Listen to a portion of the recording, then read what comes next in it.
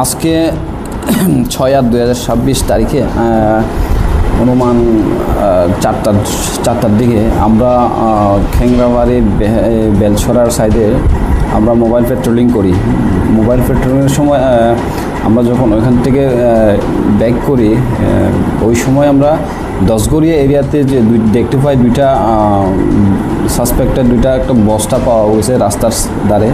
তো এখানে আশেপাশে কোনো লোক পাওয়া যায়নি, তো আমরা পুরো এরিয়াটা চার্জ করে দেখলাম, কাউকে পাইনি। এরপর আমরা যে বস্তাগুলো পাওয়া গেছে ওটা আমরা চেক করে দেখি, ওর মধ্যে সাসপেক্টেড টু বি ড্রাই গাঞ্জা রয়েছে।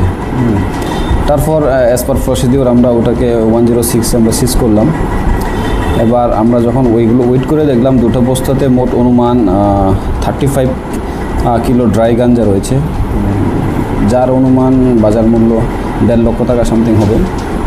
তো আমরা এটা নিয়ে একটা এনকোয়ারি শুরু করেছি।